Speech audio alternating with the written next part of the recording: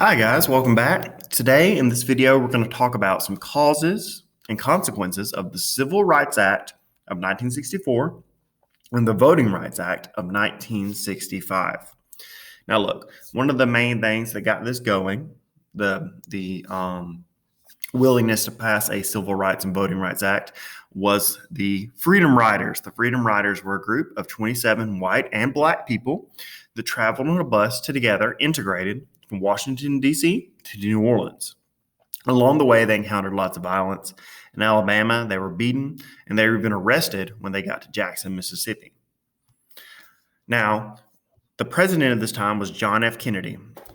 And he saw this going on, this civil rights movement, and he gave a speech on TV where he called civil rights the moral issue of the day. He's the first president to declare the need for civil rights. And he actually wrote up some legislation, some potential laws with his brother, Robert Kennedy, and he led the charge for the passage of the Civil Rights Act.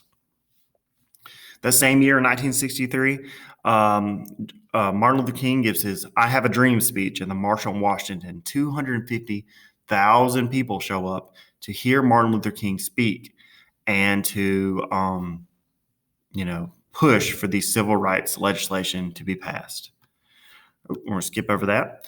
Also in 1963, very unfortunately, 3 little girls were bombed at Martin Luther King's church in Birmingham, Alabama. They were trying to kill Martin. They ended up killing these 4 little girls.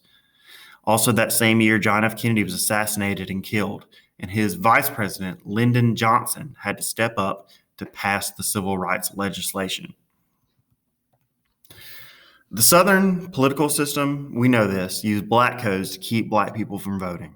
They used poll taxes, which is where you have to pay a tax to vote, literacy tests, and intimidation to keep African Americans from voting. These group of 4 guys right here were trying to get black people registered to vote in 1964, and they disappeared and were eventually found killed just for trying to get people registered to vote. All of this spurs the Voting Rights Act, which was passed in 1965. This banned literacy test and said the federal government had to oversee voting legislation in certain states.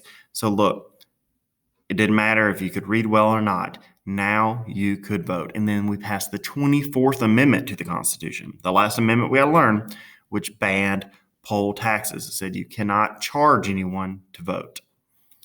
Now, after this, there was still poverty in urban areas, and some African Americans were still upset. There was the Watts riots, there were riots in Chicago.